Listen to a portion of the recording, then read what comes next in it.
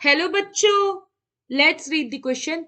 Dioxygen directly react with nearly all metals and non-metals except some metals like gold and platinum and some noble gases and form oxide. Oxide can be simple like MgO and Al2O3 or mixed like Pb3O4 and Fe3O4. Simple oxide can be classified on the basis of their acidic, basic or amphoteric character. An oxide that combine with water to give an acid is termed acidic oxide like SO2, Cl2O7, CO2, and N2O5. For example, SO2 combined with water to give H2SO3 and acid. Gaseous nonmetal A, which is when react with oxygen, forms a gas P, which is when further react with oxygen, forms a gas Q, which is when reacting with water gives R, which is an oxoacid, and again the P gases evolved. And when the solid nonmetal B is reacting with oxygen at some approximate temperature, it forms a gas X, which is when treated with oxygen in presence of a catalyst and approx temperature, it forms a gas Y, which is when reacting with water gives Z, which is an oxoacid, and heat is released. If X gas is treated with beta water, it gives the milkiness to the solution, and when further axis of X is added to the solution, clear solution is visible. And when the X is treated with acidified dichromate, then it gives the green color solution. Then X is option A NO, option B CO2, option C SO2 and option D SO3. So question में हमें क्या कह रहा है कि जो die oxygen है ये डायरेक्टली रिएक्ट कर जाता है सारे मेटल और नॉन मेटल के साथ और ऑक्साइड का फॉर्मेशन करता है, बट इसके कुछ एक्सेप्शन भी हैं, जैसे मेटल्स में आ गया आपका गोल्ड और प्लेटिनम और कुछ नोबल गैसेस। ऑक्साइड जो होते हैं ये सिंपल भी होते हैं और मिक्स भी होते हैं। सिंपल में आ गया MgO और Al2O3 और मिक्स में आ गया Pb3O4 और Fe3O4। सिंपल ऑक्साइड को हम क्लासिफाई कर सकते हैं एसिडिक, बेसिक और एम्फोटेरिक कैरेक्टर पे या उनके नेचर पे।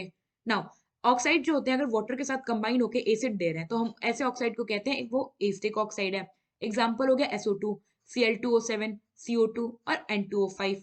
नाउ हमें एग्जाम्पल में गिवन है कि जब हमने SO2 गैस को वाटर के साथ रिएक्ट कराया तो हमें H2SO3 एसिड मिला। इट मीन्स कि जो हमारा SO2 गैस है वो एसिडिक नेचर का है। फर्दर क्या कह रहा है कि जो एक गैस है, एक non metal gaseous non metal है ए, जिसको ऑक्सीजन से रिएक्ट कराते हैं एट अप्रोक्स टेम्परेचर तो हमें पी गैस मिलता है। पी गैस को जब हम रूम टेम्परेचर पे ऑक्सीजन से रिएक्ट कराते हैं तो हमें क्यू गैस मिलता है, और इसको जब वाटर से रिएक्ट कराते हैं तो हमें आर मिलता है जो कि ऑक्सो एसिड है, और फिर से पी गैस जो है ये हमें इवॉल्व होते हुए मिलती है। नाउ फिर क्या कह रहा है कि जो सॉलिड नॉन मेटल है बी, उसको जब हम अप्रोक्स टेम्परेचर पे ऑक्सीजन से रिएक्ट कराते हैं तो हमें मिलता है एक्स गैस। फिर जब एक्स गैस को ऑक्सीजन से रिएक्ट कराते हैं अप्रोक्स टेम्परेचर पे इन प्रेजेंस ऑफ अ कैटलिस्ट तो हमें मिलता है वाई गैस। और इसको जब हम वाटर के साथ रिएक्ट कराते हैं तो हमें मिलता है जेड जो कि एक ऑक्सो एसिड है, और हीट यहाँ पे इवॉल्व होती है।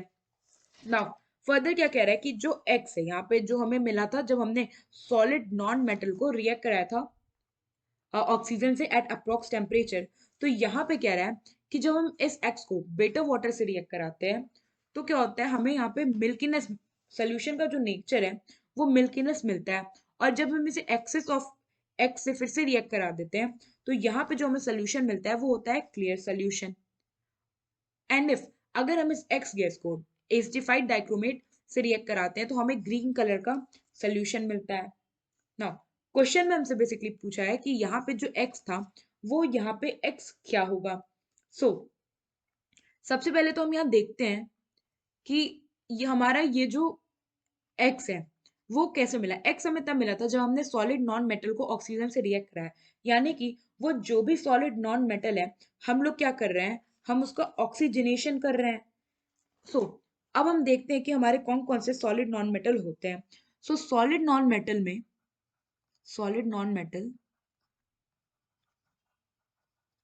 यहाँ पे हमारे पास आयोडीन हो सकता है, कार्बन हो सकता है, सल्फर हो सकता है, फोस्फोरस हो सकता है और सिलिकॉन हो सकता है। नाउ इनमें से कौन सा होगा इसको देखने के लिए हम ऑप्शंस को देखते हैं। तो ऑप्शन फर्स्ट में देखो तो हमारे पास NO है, और NO यानी कि नाइट्रोजन। नाइट्रोजन जो होता है ये आपका गैसियस नॉन मेटल है। तो यहाँ पे हमारा जो ऑप्शन है ये तो करेक्ट हो गया, क्योंकि अगर हमारा नॉन मेटल नाइट्रोजन होगा तभी तो हमें क्या मिलेगा, NO गैस मिल सकता है। बट क्योंकि हमें क्वेश्चन में कहा है कि वो सॉलिड नॉन मेटल है, इसलिए यहाँ पे हमारा ए ऑप्शन इनकरेक्ट हो गया ना। सेकंड में हमें क्या कह रहा है कि जब हम लोग क्या कर रहे हैं, हमारे पास सेकंड में क्या है, CO2 है और SO2 है, और डी में क्या है, SO3, यानी कि अब हमारे पास बचा कार्बन और सल्फर। तो इन दोनों में से हमें पता करना है कि इन दोनों में से हमें पता करना है कि यहाँ पे हमारा कौन सा नॉन मेटल होगा, बी। तो अब देखो, सबसे पहले अगर हमने कंसीडर किया कि हमारा जो एक्स है, एक्स क्या है, CO2। तो XCO2 है और क्वेश्चन में कहा गया था कि इसको रिएक्ट करा रहे हैं बेटर वाटर से। तो बेटर वाटर बेसिकली होता है एक्वस बेरियम हाइड्रो ऑक्साइड। तो कार्बन जब एक्वस बेरियम हाइड्रो ऑक्साइड के कार्बन डाइऑक्साइड जब एक्वस बेरियम हाइड्रो ऑक्साइड के साथ रिएक्ट करता है, तो ये क्या करता है, इसके साथ रिएक्ट करके यहाँ पे फॉर्म करता है बेरियम कार्बोनेट BaCO3, जो कि व्हाइट कलर का प्रेसिपिटेट है। और ये जो व्हाइट कलर का प्रेसिपिटेट है, यानी कि ये जो बेरियम कार्बोनेट है, इसको हम अगेन रिएक्ट करा दें कार्बन डाइऑक्साइड के साथ और एक्वस कंडीशन में प्रेजेंस ऑफ वाटर, मतलब और हम उसमें क्या डाल दें, आपका कार्बन डाइऑक्साइड डाल दें, तो ये फॉर्म करता है barium bicarbonate, this is BaHCO3 whole twice. तो अगर आप क्वेश्चन में देखो तो उसने कहा था कि बेटर वाटर में यानी कि एक्वस बेरियम हाइड्रोक्साइड में डालेंगे तो हमें मिल्कीनेस मिलता है। तो यहाँ पे अगर आप देखो तो हमें मिल्कीनेस अपीयरेंस नहीं मिल रहा है, यहाँ पे हमें व्हाइट कलर का प्रेसिपिटेट मिल रहा है। सो इट मीन्स कि यहाँ पे जो एक्स होगा वो CO2 नहीं होगा। तो यहाँ पे ऑप्शन बी भी हमारा एलिमिनेट हो गया ना। अब हमारे पास बचा SO2 और SO3। तो इसका मतलब क्या है कि जो हमारा बी है, यहां से हमें क्या पता चला, that B must be sulphur ना। अगर आप फर्दर रिएक्शन देखो यहाँ पे, तो होता क्या है, जो सल्फर है, सल्फर का जब आप ऑक्सीजनेशन करते हो, यानी कि सल्फर में जब आप ऑक्सीजन का एडिशन करते हो एट अप्रोक्सीमेट टेम्परेचर, तो ये फॉर्म करता है यहाँ पे सल्फर डाइऑक्साइड। जब आप सल्फर डाइऑक्साइड का फर्दर ऑक्सीजनेशन करते हो in presence of a catalyst and some approximately temperature, तो यहाँ पे हमें मिलता है sulphur trioxide which is SO3 ना। क्वेश्चन में आगे क्या कहा है कि यहाँ पे हमें पहले हम नेम कर ले कि हमें क्या जो चीजें मिल चुकी हैं। तो यहाँ पे हमें सॉलिड नॉन मेटल मिल गया विच इज बी। तो ये हो गया हमारा बी सल्फर। उसके बाद हमें यहाँ पे क्या गिवन है, एक्स इवॉल्व हुआ है जो कि हमारा क्या आ गया है, सल्फर डाइऑक्साइड। और एक्स का ऑक्सीजनेशन करने पे हमें क्या मिला था यहाँ पे वाई, जो कि है हमारा सल्फर ट्राइऑक्साइड। तो ये हो गया हमारा वाई। फर्दर क्या कह रहा है क्वेश्चन में कि जब हम इस सल्फर ट्राइऑक्साइड वाई को, जो गैस है, इसको वाटर से रिएक्ट कराते हैं तो हमें मिलता है जेड। तो यहाँ पे सबसे पहले तो ये SO2 और SO3 ये दोनों गैसेस हैं। अब हम इसमें क्या डाल रहे हैं, SO3 में वाटर। तो जब हम SO3 में वाटर डालते हैं तो हमें मिलता है H2SO4, जो कि क्या है यहाँ पे हो गया, this is sulphur oxo acid. और ये बेसिकली क्या होता है, सल्फ्यूरिक एसिड होता है, और यहाँ पे हमें हीट भी मिलता है। तो यहाँ पे जो हमारा, अगर आप देखो तो जो ऑक्सो एसिड था वो था Z, तो ये हो गया यहाँ पे Z। तो इससे तो हमें कंफर्म हो गया कि हमारा X क्या है, SO2 ना। अब आप फर्दर रिएक्शन देखो तो इसमें क्या कहता है कि हम X गैस को डाल रहे हैं ब्रेटर वाटर यानी कि एक्वस बेरियम हाइड्रो ऑक्साइड में। तो जब हम SO2 को रिएक्ट कराते हैं ब्रेटर वाटर, यानी कि जो हमारा यहाँ पे एक्वस बेरियम हाइड्रो ऑक्साइड है, तो ये क्या करता है, बेरियम हाइड्रो ऑक्साइड के साथ रिएक्ट करके फॉर्म करता है BaSO3, और इसके साथ साथ हमें मिलता है वाटर ना। ये जो सोल्यूशन होता है, ये बेसिकली इसका जो कलर होता है ये मिल्कीनेस होता है। बेसिकली आप कलर सोल्यूशन को देखोगे तो आपको मिल्कीनेस जैसा अपीयर होगा। और फर्दर जब हम इस सोल्यूशन में अगर हम और SO2 डाल देंगे तो फाइनली हमें क्लियर सोल्यूशन मिलेगा ना। सेकेंड रिएक्शन में क्या कह रहा है कि जब हम एक्स को एसिडिफाइड डाइक्रोमेट के साथ रिएक्ट कर रहे हैं, यानी कि हमें क्या कह रहा है कि जब हम सल्फर डाइऑक्साइड को बेसिकली डाइक्रोमेट आयन के साथ रिएक्ट करा रहे हैं, तो हमने कंसीडर कर लिया हमारे पास है K2Cr2O7 which is potassium dichromate. और एसिडिफाइड कंडीशन को इंडिकेट करने के लिए हमने यहाँ पे ले लिया सल्फ्यूरिक एसिड ना। यहाँ पे ये जब रिएक्ट करते हैं, सो प्रोडक्ट में हमें मिलता है K2SO4 which is potassium sulphate.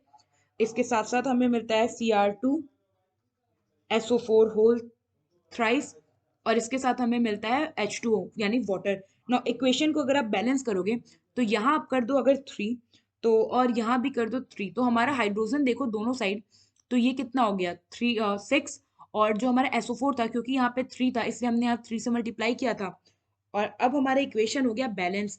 तो अगर आप देखो तो हमें पता है कि जो डाइक्रोमेट होता है, डाइक्रोमेट का कलर क्या होता है, डाइक्रोमेट होता है आपका ऑरेंज कलर का, और यहाँ पे जो हमारा कंपाउंड बना है Cr2SO4 होल थ्राइस, यहाँ पे जब डाइक्रोमेट जो होता है क्रोमेट में कन्वर्ट होता है, यानी कि डाइक्रोमेट में जो ऑक्सीडेशन स्टेट क्रोमियम का होता है, ये क्या होता है, बेसिकली इसका ऑक्सीडेशन क्रोमियम का ऑक्सीडेशन स्टेट डाइक्रोमेट में होता है +6, और वही Cr2SO4 में अगर आप देखो तो क्या होता है, हम लोग क्रॉस मल्टीप्लाई करते हैं, SO4 जो होता है इस पे -2 चार्ज होता है, तो क्रोमियम पे अगर क्रॉस मल्टीप्लाई कर रहे हैं तो ये Cr2 हो गया, तो यहाँ पे क्रोमियम पे इट मीन्स इससे क्या पता चला कि जो क्रोमियम है यहाँ पे +3 ऑक्सीडेशन स्टेट पे है। नाउ जब क्रोमियम +3 ऑक्सीडेशन स्टेट में होता है तो सोल्यूशन का कलर जो हो जाता है वो हो जाता है ग्रीन। तो यहाँ पे आपने देखा कैसे जब हमने हमने जो हमारा X था विच इज SO2, इसको जब डाइक्रोमेट आयन से रिएक्ट कराया एसिडिक कंडीशन में तो सोल्यूशन का कलर ऑरेंज से ग्रीन हो गया। सो यहाँ से भी हमें श्योर शॉट हो गया कि जो हमारा X है वो क्या है, सल्फर डाइऑक्साइड। सो यहाँ पे ऑप्शन सी जो है ये करेक्ट ऑप्शन है। आई होप आपको एक क्वेश्चन समझ आया होगा। Thank you.